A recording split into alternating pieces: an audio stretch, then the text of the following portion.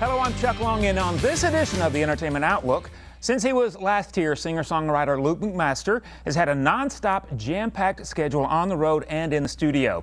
He's currently in Nashville filming a behind-the-scenes documentary for his upcoming Icons of Soul project. Here with him today and part of that project is frequent collaborator and co-producer Aaron Chattervetti. Also, when you guys are together, Deep Wave. Deep Wave. Yes. Right. Yeah. It's great to see you again, Luke. It's great to be here. Yeah, glad you're in town. Aaron, it's great having you here as well. Thank you so much. It's great. We've got a lot to talk about, very little time to do it, so I'm going to just dive right in. So let's talk a little bit about what you're here doing, a little behind-the-scenes documentary filmmaking of Icons of Soul. Tell me about the project. Well, it's a dream come true. Basically, Aaron and I are getting the chance to go on this quest across the country and tracking down living legends of soul. And we're starting in the 60s era and getting to not only meet them and talk to them about their history and their songs.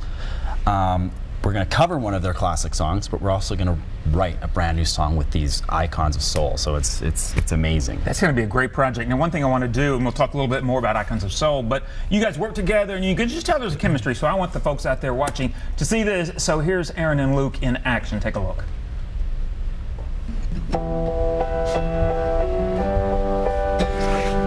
Luke and I have been working together for, I would say, 15 years. It's gotten to the point now we work together so much we can literally finish each other's, I want to say sentences, but we finish each other's lyrics. Here we are years later, we've worked on so many different genres of music for so many different things, new projects, different bands, different artists. All the folks that put tracks have become friends of ours. They like to nerd out too about music, which we love. They want real music in their catalog, and they're achieving that, and they're, you know, we're very serious about what we do. All right. So you guys have been working together over 15 years. So what made it work? What makes it work? I mean, because a lot of artists, you know, you've got your different visions and things like that. What made it click with you guys? It's a good question. I mean, I think we have similar influences, similar tastes, you know, and we work together so much, we kind of can finish each other's sentences. Yeah, it's working. It's good. I met Aaron. He was quite a young musician in Winnipeg, and I just recognized a huge talent right away. It's funny because he was actually the backup guitar player, backup singer in a band, and I was like, this guy should actually be the lead singer of the band, and I can tell he's writing a lot of the songs, and anyway, we just kind of hit it off, had a real mutual respect right out of the gates, and it just works, yeah. So you're working on the Icons of Soul project right now, and you're going to be going around the country talking with different performers and icons of soul and that sort of thing. We saw just a little bit of Divas, which you also work on a lot of Killer Tracks projects. So tell, for folks not familiar with Killer Tracks, what is Killer Tracks?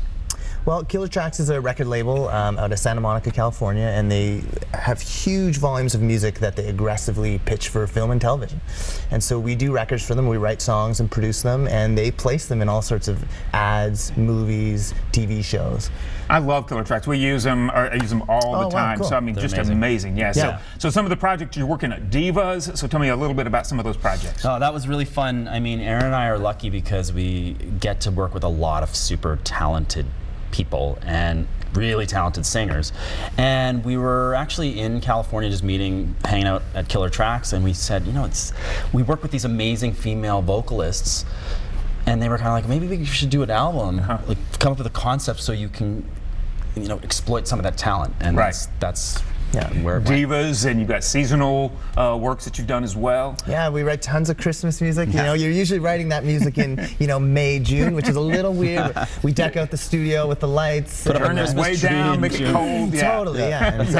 It's fun. It's so much fun. It was bizarre at first. We're totally used to it now, but we're also like, it's funny. A lot of my friends in the industry, they don't love Christmas music, but I love Christmas music. We love it. Same here. So we're talking about Killer Tracks. Let's take a little clip here. We've got Luke in action here. We're talking about Killer Tracks, and we'll talk on the backside.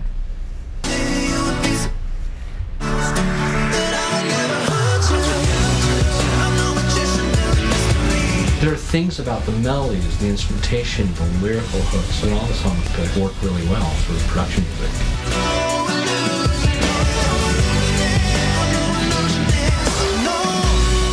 This offline. I mean, All right, so there you guys are in action. So, there's just so much to talk about. You guys are working on so many things. Chill Out 80s. I love this CD. Oh, and this together you work as, when you find it in the record stores or online, on Amazon, any of those places, it's Chill Out 80s by Deep Wave, and that's you guys. Yeah, we produce so much music together, and we've sort of created this sort of entity called Deep Wave, and we're a production duo. So. Okay, so tell me about it. Chill Out 80s. This is just terrific. How did you even begin to pick those songs, the 12 songs on here? Well, our good friend Greg Howard, right, down in Green Hill, here in Nashville, is a real, I call him a musicologist. I've known him for years, as I know you have, and he's just such a deep kind of knowledge of music. He had this idea, and he really felt like it would be a great fit because we're pretty versatile, and this is something he'd wanted to do for a while. He came to us, and we kind of jumped on it because these songs from the 80s are amazing, but sometimes like the production is so bombastic.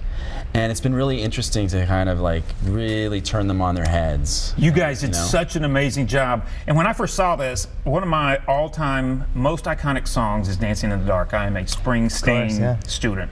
When I was like, ooh.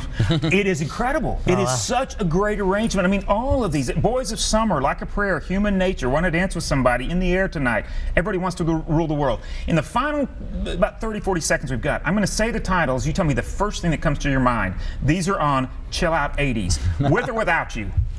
A fantastic emotional song. When I Think of You. Dance tune. Out of Touch. Ooh, great song. Smooth Operator. Tropical. Everybody Wants to Rule the World.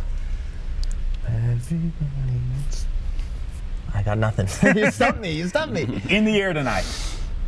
Haunting. Okay, last one. Dancing in the Dark. Both of you. The Boss. What can I say? Courtney Cox. Okay, there you go. Dancing with him on stage. I still remember that. It was incredible. So Chill Out 80s, we just showed the full screen. This is something I want everybody to check out. It is an amazing CD, really is. You can see it right there. It's available now on Spotify, Apple Music, Amazon, and all your favorite streaming services. Check it out. Luke McMaster, Aaron Chattervetti, it's great to have you guys. They're known as Deep Wave on Chill Out 80s. Come back when you're finished with the Icons project as well, okay? Anytime. Thanks so much. Great seeing you guys. Awesome. All right. Thanks. All right. Well, we appreciate you being here. Stay tuned. There's more on Out and About Today right after this.